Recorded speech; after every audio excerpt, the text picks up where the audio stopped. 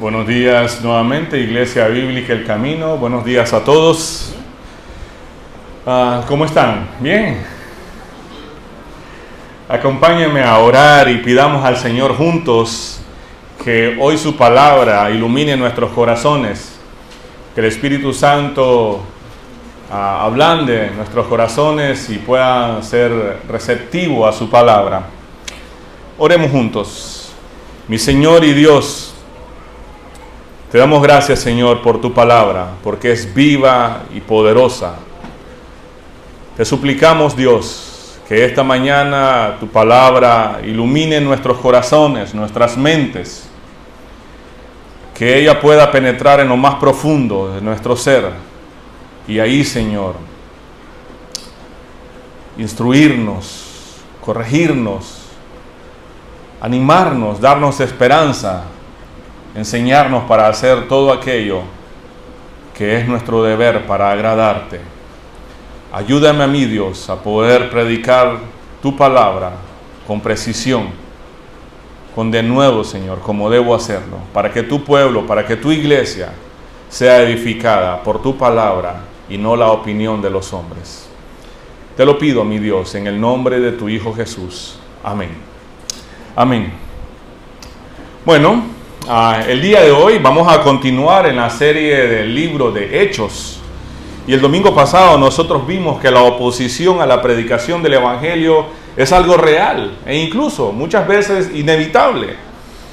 El avance del Evangelio estaba generando esa oposición, pero Jesús ya le había advertido a sus discípulos y Él les dijo en Juan 15, si el mundo los odia, recuerden que a mí también me odiaron.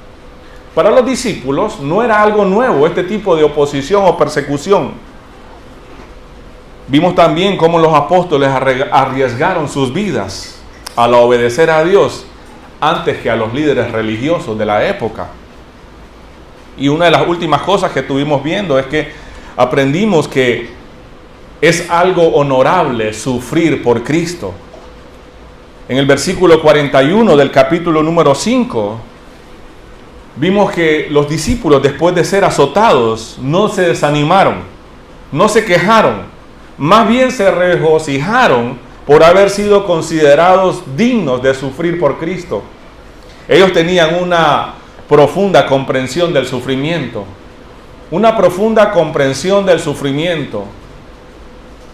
algo que debe ayudarnos a nosotros también, algo que debe de estar en todos los cristianos, Nosotros debemos tener una profunda comprensión del sufrimiento. No es casualidad, no es un accidente, no son simplemente consecuencias de algo. El apóstol Pedro comprendía muy bien el tema, porque después escribiría en la primera carta que escribió a la iglesia. Él les dijo, queridos amigos, no se sorprendan de las pruebas de fuego por las que están atravesando, como si algo extraño les sucediera. En cambio, alégrense mucho, porque estas pruebas los hacen ser partícipes con Cristo de su sufrimiento, para que tengan la inmensa alegría de ver su gloria cuando sea revelada a todo el mundo. Pedro llama a los cristianos a ver el sufrimiento por Cristo, ¿verdad? El sufrimiento por Cristo como una oportunidad para glorificar a Dios. Entonces, algo que nosotros debemos pedir siempre al Señor es que podamos vivir un tipo de vida obediente, una obediencia inquebrantable, aun cuando sea difícil, aun cuando el mundo quiera darte órdenes, aun cuando las circunstancias se pongan difíciles. El ánimo para nosotros es que debemos obedecer al Señor por encima de todo. Pero el punto que estábamos viendo el domingo pasado es que cuando los cristianos sufren por Cristo, no es una señal simplemente de fracaso, sino más bien es una victoria espiritual. Este gozo de sufrir por Cristo no es humano, no es natural, es el resultado de la obra del Espíritu Santo en el corazón de los que están completamente comprometidos con Cristo y su obra. Ese es el punto. Entonces, mi mi preocupación o mi trabajo, mi enfoque, mi cuidado debe ser este. No sufrir simplemente por las consecuencias de mis propias decisiones. Estos discípulos, estos creyentes estaban sufriendo por la obediencia a Cristo, por el simple hecho de seguir a Cristo.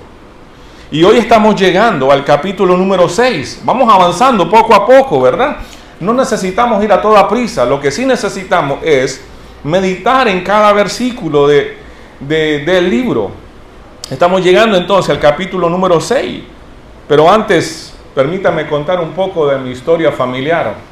Y tengo a mi hijo mayor y a mi esposa acá y me van a hacer de señas si estoy mintiendo. No voy a mentir. Hace 11 años aproximadamente, Dios me envió junto a mi familia acá a Chinandega. Ese tiempo fue en el año 2013, un 29 de julio, me acuerdo. Éramos solo 3 en la familia. Mi esposa, yo y nuestro hijo Javier, tenía 2 años nada más. Bueno, aparte del calor que hacía en la casa donde vivíamos, primeramente, era una casa silenciosa. ¿Por qué? Solo estaba él. Solo él era el tierno de la casa, 2 años. Bueno, a veces sí jugaba con un amiguito vecino, pero el amor siguió floreciendo y en el 2014 nació Norma. En el 2017 nació David. Ahora la familia ya somos 5, ya no es tan pequeña, ya. Entonces la bulla, los juegos, las tareas, los pleitos entre hermanos hace que la casa sea bastante dinámica. No sé cómo es su casa, no es pero en nuestra casa sí. Las 5 de la mañana pareciera que fueran las 10 de la mañana en mi casa. 5:20 ya es como que fuera hora de almuerzo. Ya andan todos corriendo al baño, aquí, allá, a alistarse, porque 6:30 fuera, a clase todo el mundo. Entonces, eso por supuesto demanda trabajo, demanda disciplina, demanda rigor para poner el orden. Nuestros hijos son relativamente pequeños, pero ya tienen asignaciones de responsabilidades en nuestro hogar. David ya tiene responsabilidades desde muy temprano. A él le toca dejar en orden todo, la sala ahí, después del desayuno, al siguiente y así sucesivamente. Entonces cada uno ya tiene asignaciones. Entonces lo que estoy tratando de decir es que a medida que la familia crece, también crecen las demandas, las necesidades. Se requiere estar organizado. Es necesario distribuir las responsabilidades. Mamá no puede hacer todo en la casa, ni papá. Es necesario que ellos también participen de las responsabilidades, del orden en el hogar. Bueno, eso es exactamente lo que estaba pasando en la familia de Dios, la iglesia, en ese tiempo. En los capítulos anteriores nosotros hemos visto que la iglesia estaba creciendo, el número de creyentes aumentaba cada vez más. Pero eso era a medida que los apóstoles, llenos del Espíritu Santo, predicaban el Evangelio con audacia, con valor. Entonces la iglesia estaba creciendo. Eso es bueno. Sin embargo, también aumentaban los problemas para la iglesia. Problemas externos como la oposición religiosa, la envidia de parte de los líderes religiosos. Pero también estaban iniciando los problemas internos. Eso es lo que acaba de leer nuestro hermano Carlos. Y está comprobado que los problemas internos son más devastadores que los externos. Allá afuera pueden pasar 10 problemas y tal vez no nos afecta a nosotros. Pero cuando el problema es dentro, es más grave, es más devastador. Como por ejemplo cuando pasa una gran corriente de agua por la calle, cuando llueve fuerte. No hay problema. La calle se está erosionando. Pero si la inundación fuera dentro de la casa, hay más problemas. Es igual cuando hay discusión allá afuera. No hay problema. No hay mucho problema. Pero cuando las diferencias son dentro del hogar, eso es más devastador. Entonces, cuando los problemas llegan al interior del hogar, al interior de la familia, es más peligroso. Y en este caso estamos viendo que el problema ya está dentro de la iglesia. Miren volvamos a leer lo que leyó nuestro hermano Carlos. en la Nueva Traducción Viviente, dice que al multiplicarse los creyentes, rápidamente hubo muestras de descontento. Los creyentes que hablaban griego se quejaban de los que hablaban hebreo, diciendo que sus viudas eran discriminadas en la distribución diaria de los alimentos. Recuerden ustedes que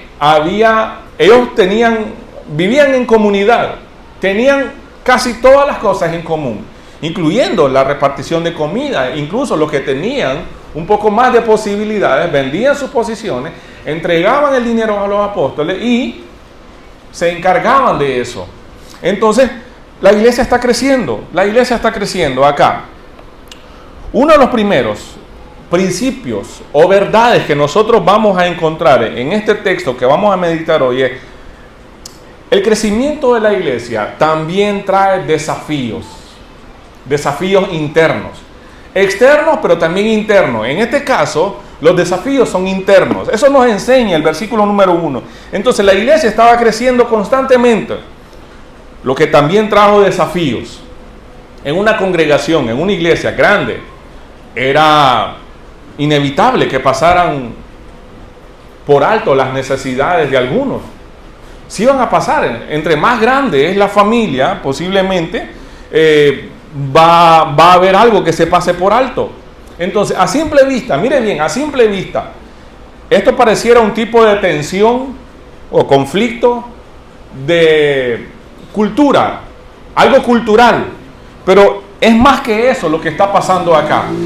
Sí, el texto nos dice que hubo descontento, quejas de los creyentes de habla griega contra los creyentes de habla hebrea.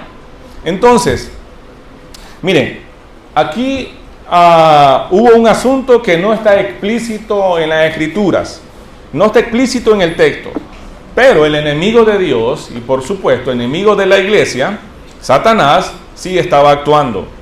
Satanás ya había atacado por medio de la persecución a la iglesia. Eso está en el capítulo número 4, capítulo número 5.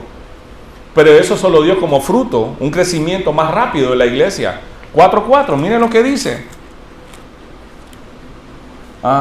Pero muchos de los que habían oído el mensaje lo creyeron, así que el número de creyentes ascendió a un total aproximado de 5,000 hombres, sin contar a la mujer y a los niños. Después de una persecución, después de un tipo de oposición, la iglesia siguió creciendo.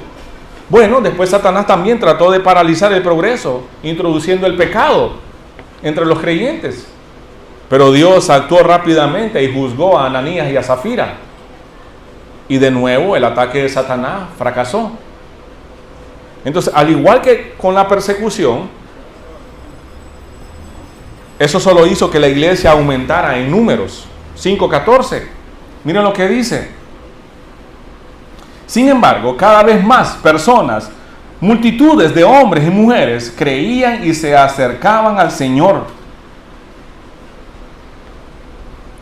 Al no haber podido detener a la iglesia por medio de la persecución o un tipo de corrupción, aquí está un punto. Satanás intenta una tercera táctica o truco o artimaña. Trató de crear división, trató de crear disensión o discordia dentro o interiormente de la iglesia. Entonces, una iglesia con conflictos internos rápidamente puede perder el disfrutar de la belleza del evangelio, la belleza del mensaje. Pierde su energía, pierde su gozo. Y por supuesto, una iglesia también enfocada en sí misma va a tener dificultades para alcanzar a un mundo perdido. ¿Por qué? Porque está enfocada en ellas mismas, en tratar de resolver los problemas o en vernos solo a nosotros mismos. Entonces, antes que la iglesia pudiera evangelizar a un mundo gentil o perdido, era necesario tratar con cualquier discordia que causara división. Y esa fue la necesidad que impulsó a la iglesia a organizarse. No se había organizado.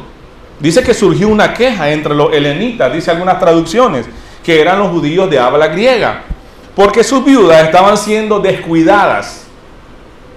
Este tipo de problema es común en una comunidad que está creciendo. Entonces las cosas llegaron a un punto crítico. Los griegos se quejaron contra los hebreos de que sus viudas eran desatendidas en la distribución diaria de alimento. ¿Y por qué miramos eso acá? Bueno, era algo tradicional de la sociedad judía cuidar de las viudas. Desde Deuteronomio 14:29 nosotros vemos que el Señor manda al pueblo a tener cuidado de las viudas. Bueno, Pablo le encargó a Timoteo que cuidara de las viudas. Le dio esa responsabilidad, que la iglesia cuidara a las viudas. Eso está en 1 Timoteo 5:3. Entonces, pero por esta diferencia natural o cultural, religiosa, pero también había algo espiritual ahí. Por esa diferencia entre los griegos y los judíos nativos, este problema fácilmente pudo haber dividido a la iglesia. Sin duda alguna. Si el problema no se trataba, eso iba a dividir la iglesia. El hecho de que los judíos griegos hablaran en plural, en nombre de las viudas, indica que sintieron que había un descuido como deliberado. Como bueno, ustedes solo están preocupándose por los de su misma raza y no están cuidando a las nuestras. Esto nos enseña que cuando la iglesia crece surgen nuevos desafíos. No siempre son espirituales, pero que requieren soluciones prácticas. Así que como la iglesia primitiva, hoy nosotros debemos estar atentos a las necesidades dentro de nuestra gente. Por eso es necesario que en los grupos pequeños seamos transparentes, honestos, sin temor a ser juzgados. Y ciertamente no somos un organismo de beneficencia social, pero entre hermanos podemos ayudar a los más necesitados.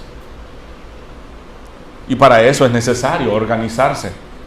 Primero a los Corintios 12:25, el apóstol Pablo más luego escribió y dice: esto hace que haya armonía entre los miembros, a fin de que los miembros se preocupen los unos por los otros.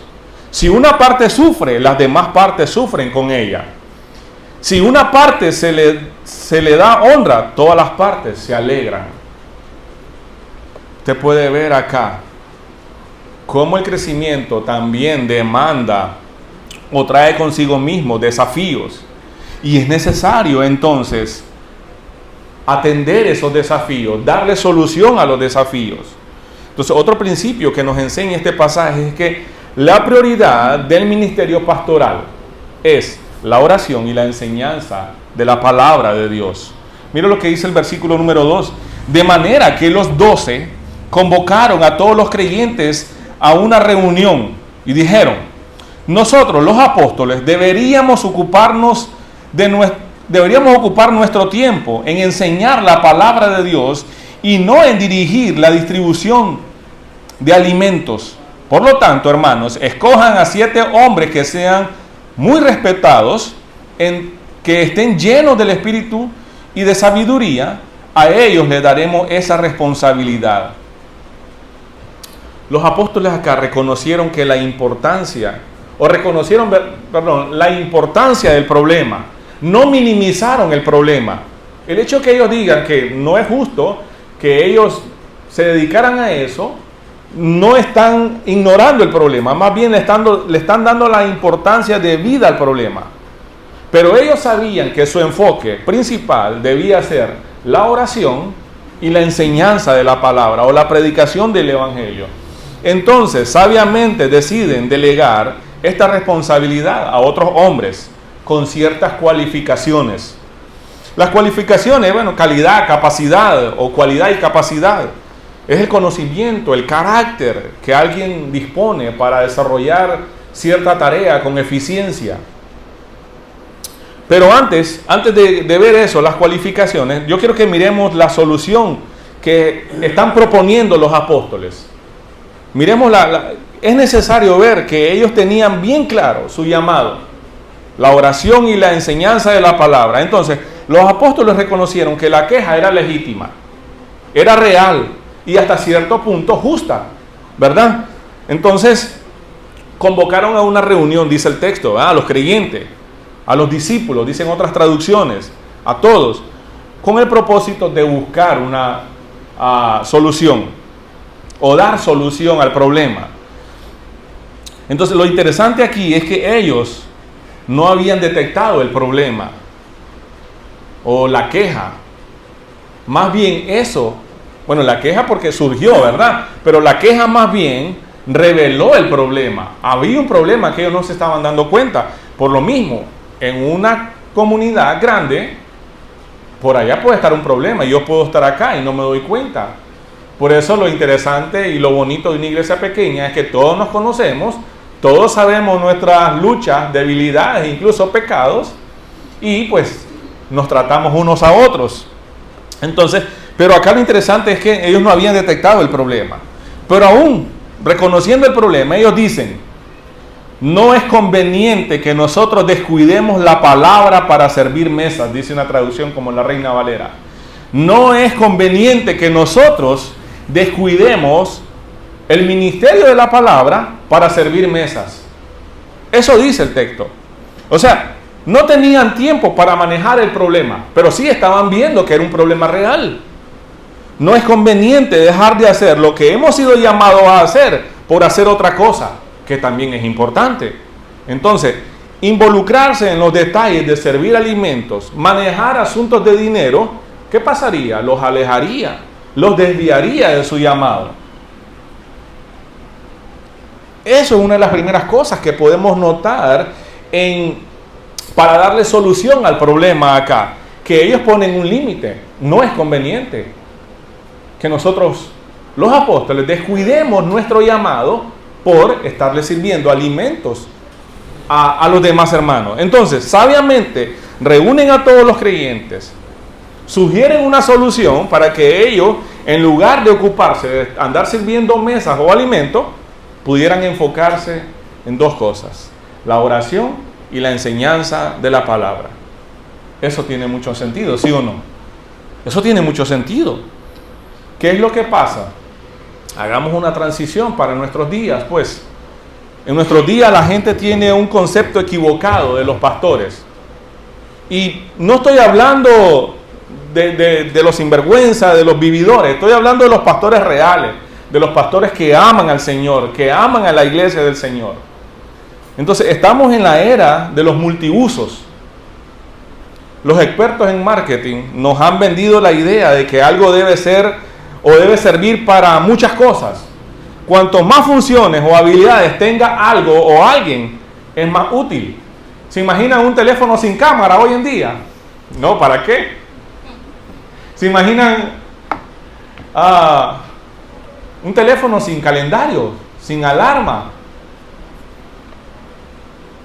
No, ¿para qué quiero eso? Entonces, ¿se imaginan? Una de las cosas que ponen cuando hay vacantes en un trabajo es que trabaje bajo presión, dice. Uno de los requisitos, ¿sí o no? Que pueda trabajar bajo presión la persona. Y los requisitos son un montón. Entonces, pero eso no es así. Eso no es así. Miren, sí nos han vendido la idea en que entre más habilidad o más funciones tenga algo, es más útil. Y de cierta manera sí, eso es bueno. No, beneficia al consumidor. ¿Sí o no? Por supuesto, a mí me beneficia la competencia como consumidor, ¿verdad?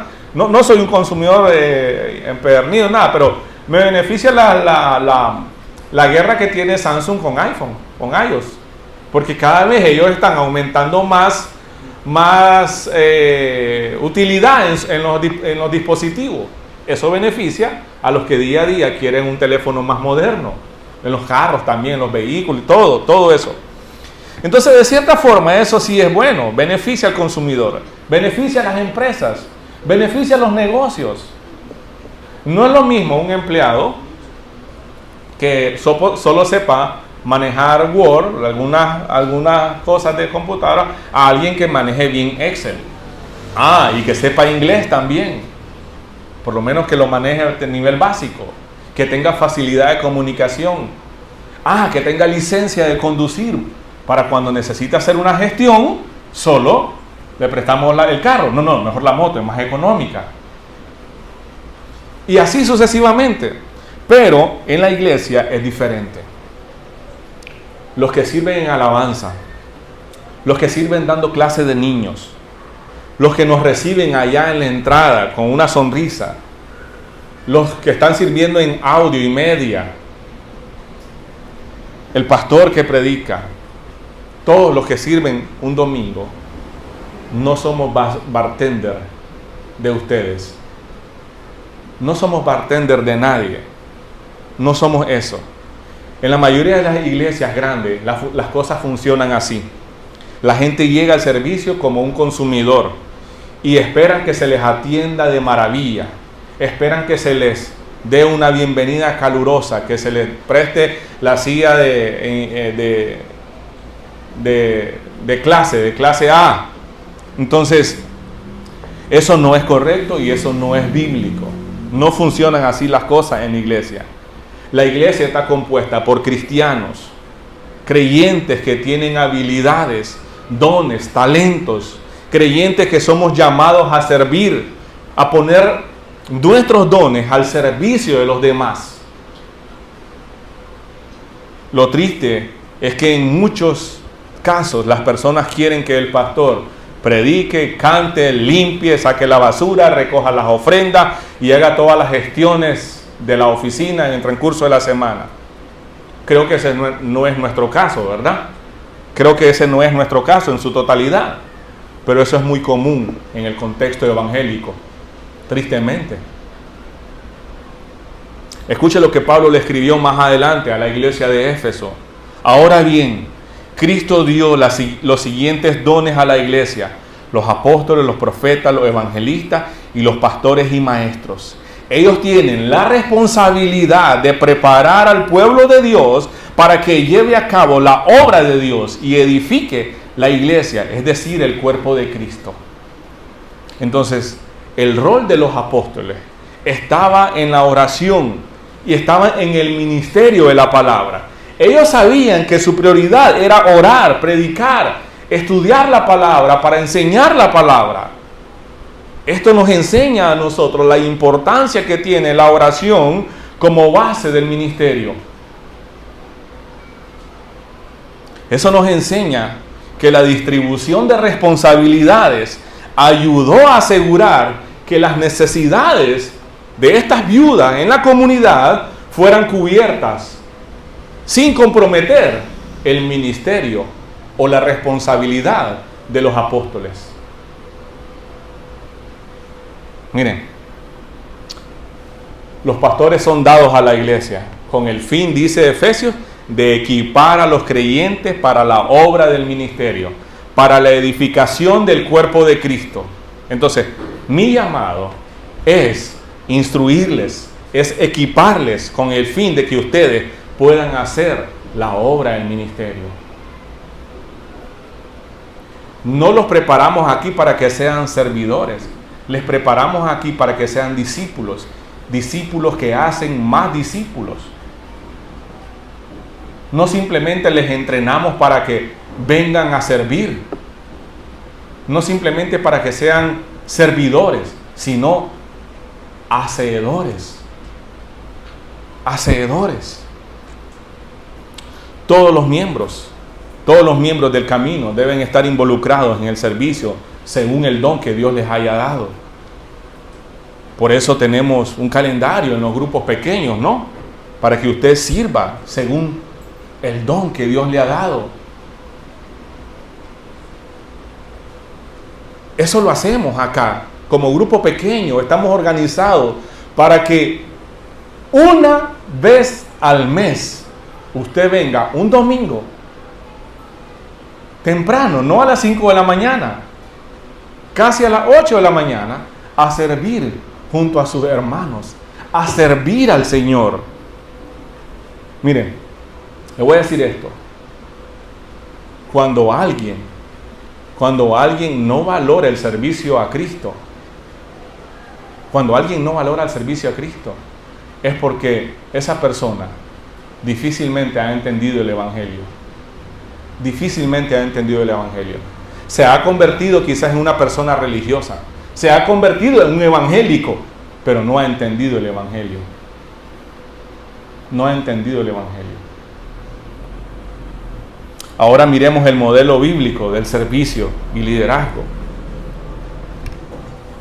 Mira los versículos 3 al 6. Por lo tanto, hermanos, escojan a 7 hombres que sean muy respetados, que estén llenos del Espíritu y de sabiduría. A ellos les daremos esa responsabilidad. Entonces nosotros, los apóstoles, podremos dedicar nuestro tiempo a la oración y a enseñar la palabra. A todos les gustó la idea y eligieron, aquí comienza a enumerar a los 7 hombres. Los versículos del 3 al 6 narran la elección de estos hombres llenos del Espíritu Santo, llenos de sabiduría, o sea, calificados. Entonces dijimos que las cualificaciones son las cualidades, las capacidades, el conocimiento, el carácter que alguien tiene para desarrollar cierta tarea con eficiencia. Entonces la iglesia elige a estos 7 hombres con buena reputación, primero, llenos del Espíritu Santo y de sabiduría. ¿Sabe qué es lo interesante? Que estos hombres de cierta manera iban a ser o iban a tener la función de servidores, como meseros. Usted puede ver ahí la importancia, el grado de importancia que tiene servir al Señor. Buena reputación, lleno del Espíritu Santo y de sabiduría. Se necesitaban meseros con estas características, por así decirlo. Algunas traducciones tienen el encabezado de elección de 7 diáconos o elección de hombres escogidos para servir. Bueno, la palabra diácono viene de la palabra griega diáconos, alguien que da servicio de buena voluntad. Y la palabra aparece 29 veces en el Nuevo Testamento. 4 de esas veces, de esas 29 veces, se refiere a una persona que ocupa el cargo de diácono. Está en Romanos 16.1, Filipenses 1.1, está en 1 Timoteo 3.8 y 1 Timoteo 3.12. Los otros ejemplos que nosotros encontramos, la palabra significa siervo o mensajero, o uno que ministra por el bien de los demás. Y en Hechos 6 es el pasaje que más se utiliza frecuentemente y se asocia al oficio de diácono. La palabra en sí, en estos 7 versículos, la palabra diácono no aparece. No aparece.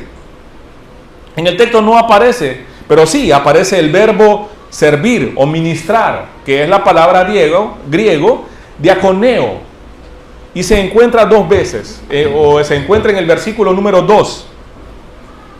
Entonces, aunque no aparezca el oficio diácono acá explícito, sí aparece el verbo como diaconeo, que es ministrar o servir. Entonces, aunque no aparezca el oficio de diácono explícito, el pasaje sí proporciona, escuche bien, sí proporciona un modelo para el oficio de diácono. Algo que más adelante el apóstol Pablo enseña en 1 Timoteo capítulo 3. Los diáconos tenían la responsabilidad de servir a la iglesia en áreas prácticas, aliviando así la carga de los apóstoles, en este caso, en este contexto. Más adelante vemos que los diáconos son los que le alivian la carga práctica de los ancianos pastores, ¿verdad? Que es lo mismo.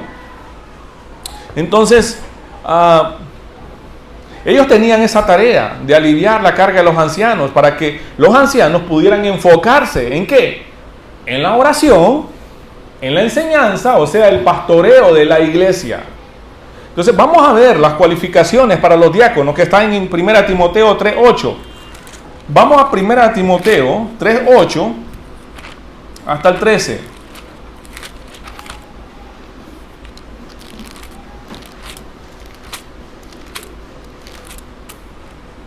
Primera Timoteo 3.8. Escuche lo que dice la Nueva Traducción Viviente. De la misma manera, bueno, primero los primeros versículos hablan de los ancianos, ¿verdad? De los que van a servir como pastores. Pero en el versículo número 8 se refiere a los diáconos. De la misma manera, dice, los diáconos deben ser dignos de mucho respeto y de tener integridad. No deben emborracharse ni ser deshonestos con el dinero. Tienen que estar comprometidos con el ministerio o con el misterio de la fe, que ahora ha sido revelado, y vivir con la conciencia limpia. Que sean evaluados cuidadosamente antes de ser nombrados como diáconos. Si pasan el examen, entonces que sirvan como diáconos. Pero aquí hay otro requisito. De la misma manera, sus esposas deben ser dignas de respeto y no calumniar a nadie. Deben tener control propio y ser fieles en todo lo que hagan. Un diácono debe serle fiel a su esposa para dirigir bien a los suyos o a sus hijos, a los de su casa. Los que hagan bien su trabajo como diáconos serán recompensados con el respeto de los demás y aumentarán su confianza en la fe en Cristo Jesús. Ahí está. Puede ver entonces que las cualificaciones no son simplemente conocimiento teológico. No es simplemente tener un amplio conocimiento de todas las doctrinas bíblicas. No. Estamos hablando de carácter. ¿Qué? ¿Cómo cuáles? Ser honestos. Ser dignos de confianza, íntegros en todas sus acciones. Su carácter debe ser respetable. El mismo versículo 8 dice que de una sola palabra, sinceros en sus palabras, no hipócritas o no manipuladores. La honestidad es clave en este asunto. No dados al mucho vino, dice, no emborracharse, moderados en su comportamiento, especialmente en lo que respecta al consumo de bebidas alcohólicas. No codiciosos de ganancias deshonestas. Entonces, al igual que los ancianos, los diáconos no deben estar motivados por el dinero. Y como dijo antiguo amigo Charles Spurgeon, el que le sirve a Dios por unos cuantos pesos más, el que le sirve a Dios por dinero, por unos cuantos monedas más, le sirve a Satanás. Entonces, no debe ser codicioso de ganancias deshonestas. No hacer, negocios por debajo de la mesa solo para tener un beneficio extra. Comprometidos con el misterio de la fe, limpia conciencia. Un diácono debe tener una comprensión clara de la pureza de la profunda fe cristiana. Vivir de acuerdo con la fe. Su vida debe ser consciente con las doctrinas que se profesan. Y también probado antes de ser nombrados.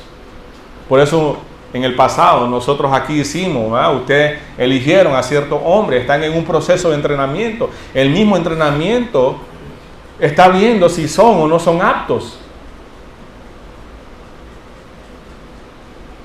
Antes de ser asignados como diáconos, los candidatos deben demostrar que son dignos de confianza. Esto implica una evaluación previa de su carácter, de su servicio.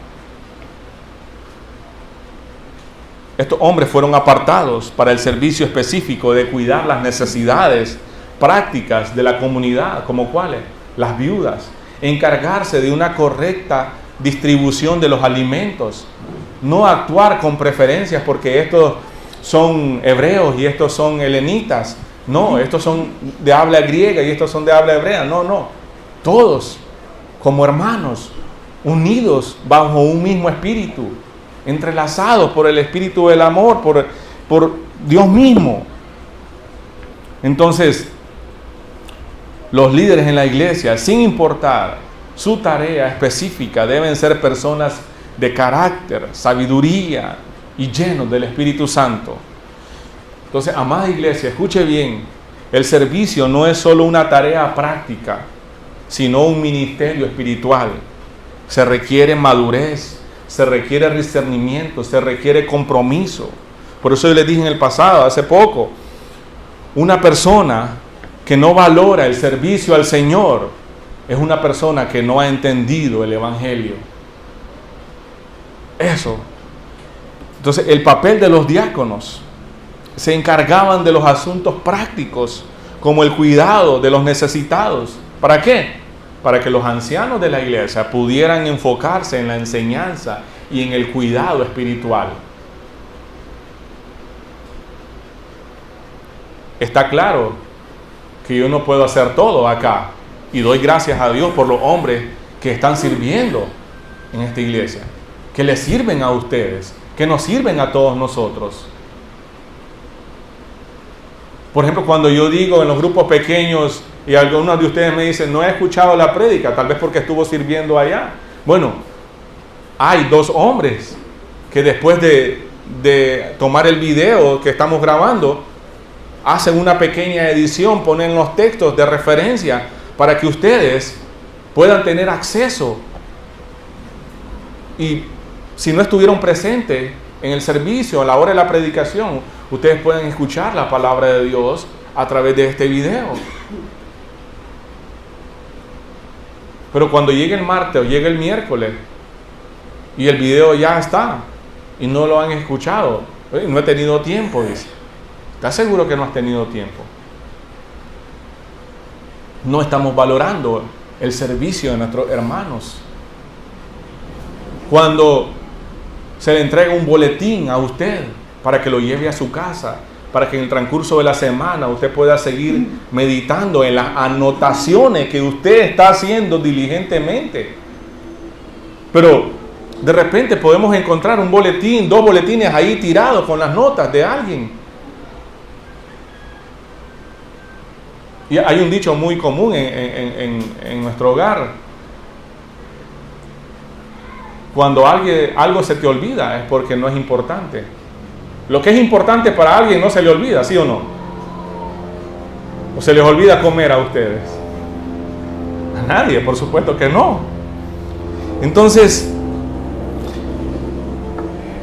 valorar el servicio al Señor es entender el Evangelio, es entender que no es solo una tarea práctica, sino un ministerio espiritual.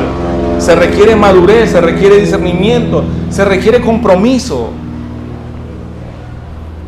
Este equilibrio entre el liderazgo espiritual y el servicio práctico es esencial para un buen funcionamiento en la iglesia. Si todos fuéramos predicadores acá, ya no estarían acá. Ya estarían en el Realejo, en Corinto, en El Viejo, en Somotillo, en Cinco Pinos, en Chichigalpa. Ya estuvieran en otros municipios ustedes plantando otra iglesia si todos fueran predicadores o evangelistas. Pero no todos tenemos los mismos dones. Algunos de ustedes son muy hábiles con sus manos. Otros son hábiles con sus voces. Otros son muy hábiles, inteligentes con sus mentes. A otros son hábiles en la computadora, con los programas. Algunos son hábiles en la construcción, un montón de cosas. Ese don que Dios le ha dado, póngalo al servicio de Cristo, póngalo al servicio de los demás. Por último, el servicio fiel produce crecimiento espiritual de la iglesia. Versículo número 7. Bueno, no he nombrado, pero sí, vamos a nombrar acá a los 7 hombres. Dice que a todos les gustó la idea. Y eligieron ¿a quién? A Esteban, un hombre lleno de fe y del Espíritu Santo. A Felipe, a Prócoro, a Nicanor, a Timón, a Parmenas y a Nicolás de Antioquía, quien anteriormente se había convertido a la fe judía. Estos 7 hombres fueron presentados ante los apóstoles, quienes oraron por ellos y les impusieron las manos. Así que el mensaje de Dios siguió extendiéndose y el número de creyentes aumentó en gran manera en Jerusalén. Y muchos de los sacerdotes judíos también se convirtieron. ¿Se da cuenta? La solución efectiva al conflicto no solo resuelve el problema, sino que también permite que la iglesia siga creciendo. Y no creciendo con cualquier tipo de miembro. Sacerdotes judíos convirtiéndose a la fe cristiana. ¿Se da cuenta? Entonces la predicación de la palabra continuó y muchos se unieron a la fe, incluso estos sacerdotes. Miren, cuando la iglesia está bien organizada y cada miembro sirve según su llamado, según el don, la palabra de Dios se difunde más eficazmente y la iglesia crece en número, pero también crece en madurez espiritual. El servicio fiel entonces de todos estaba contribuyendo a la expansión del evangelio. El servicio fiel de ustedes en la iglesia contribuye a la expansión del evangelio también. El versículo número 6 narra la imposición de manos. Bueno, esto era un gesto simbólico de los apóstoles que representaba el reconocimiento o la aprobación del llamado de Dios sobre estas personas para el ministerio, para un ministerio en particular, en este caso para estos 7 hombres que iban a comenzar a hacerse cargo. Entonces, de cierta forma iban a ser servidores, pero también iban a funcionar como un tipo de líderes, porque ellos tenían que organizarse, dar orientaciones al resto de la comunidad. Entonces impusieron las manos sobre ellos, lo que simboliza o lo que era un acto que representaba el reconocimiento y la aprobación del llamado de Dios para ellos o en sus vidas. El versículo número 7 narra el fruto de esa buena decisión, la conversión de los sacerdotes. Eso es muy significativo. Indica que incluso entre los líderes religiosos, estos judíos, hubo un movimiento hacia la fe cristiana. Algo que sería muy notable en el pueblo judío, en el pueblo en general. Iba a ser muy notable que unos sacerdotes o algunos sacerdotes se convirtieran a la fe cristiana. Entonces, gente que antes se oponía a la fe, ahora los vemos convirtiéndose, adoptando una fe. Entonces, esto iba a ser muy visto, algo notable en ese contexto de oposición. Mire qué interesante. El ciclo natural de la iglesia. La iglesia crece, también crecen los conflictos, ¿no? O los desafíos. Crece la necesidad de organizarnos. ¿Para qué? Para distribuir responsabilidades entre hombres cualificados para servir al Señor. Cuando pasamos ese ciclo, pues la iglesia crece. Cuando la iglesia crece, vienen ciertos conflictos o necesidades, desafíos, nos reorganizamos, damos una pausa, volvemos a organizarnos, volvemos a buscar a hombres fieles al Señor, que le amen con devoción, llenos del Espíritu Santo, que tengan ciertas cualificaciones. A esos hombres se les encarga algunas tareas y eso da testimonio para el resto de la comunidad de que es una iglesia organizada, que no hay amiguitis, no padecemos de ese tipo de virus acá, donde tenemos afinidades unos con otros. No me interesa si ganás 1000 o ganás 10,000, no. Aquí todos somos uno en Cristo. Uno en Cristo. Tu valor espiritual delante de Dios es el mismo de todos. ¿Qué es lo que pasa? Yo tengo una responsabilidad, una asignación en el ministerio. Usted también tiene otro.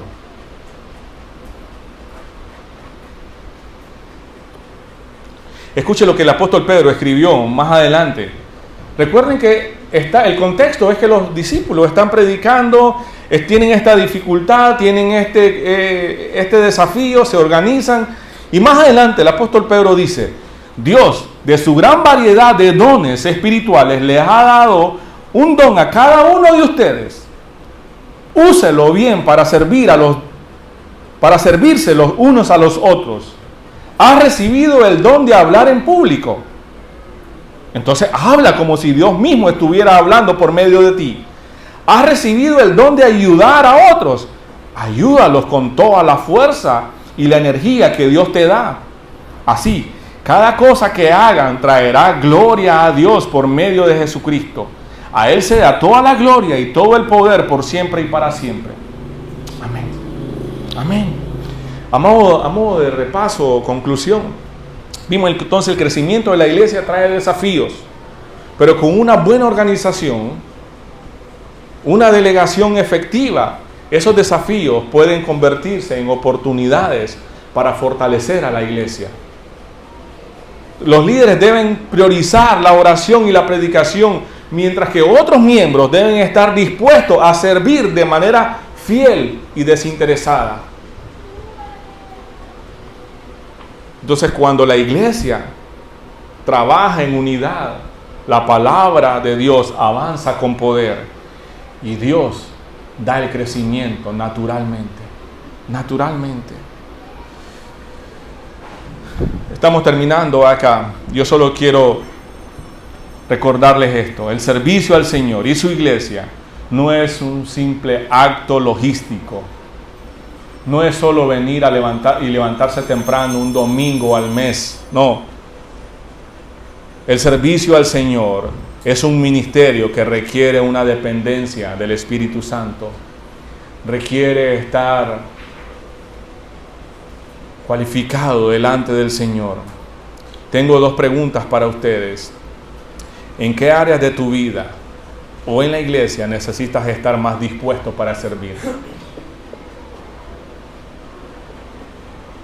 ¿Cómo puedes contribuir al crecimiento y la salud de tu iglesia?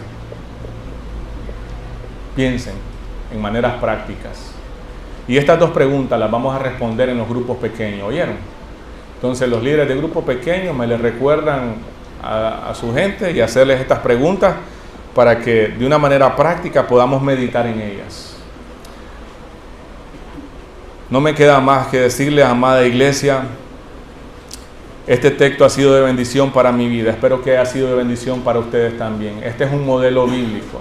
El modelo bíblico que Dios escoge a sus siervos y el liderazgo espiritual de la iglesia. Todos somos llamados a servir. Todos ustedes han recibido un don de parte de Dios. Úselo para el bien. Úselo para servir a los demás. Úselo para servir al que dio la vida por usted en una cruz. Oremos. Padre, en el nombre de tu Hijo Jesús, estamos muy agradecidos, Señor, porque podemos ver, Señor, cómo la iglesia enfrentaba desafíos, pero cómo también, Señor, estos hombres llenos del Espíritu Santo buscaban la solución al problema y sabiamente tomaban decisiones. Y estos hombres que fueron escogidos para servir, Señor, también eran hombres con un carácter ejemplar. Ayúdanos, Señor, que en tu iglesia se levanten más hombres llenos de tu Santo Espíritu, con sabiduría, que te amen a ti, Señor, por sobre todas las cosas, que ellos puedan decidir servirte, Señor, y servir a sus propios hermanos acá, en la iglesia, en la comunidad. Y Dios, ayúdanos, Señor, a tener discernimiento cuando surja algún tipo de desafío o conflicto internamente, ser rápidos para buscar la solución al problema, y que el problema solo sea una oportunidad para darte gloria a ti y ser de testimonio para el mundo perdido. Señor, en el nombre de tu Hijo Jesús hemos orado. Amén. Amén. Que el Señor les bendiga a todos, amada iglesia. Buenos días.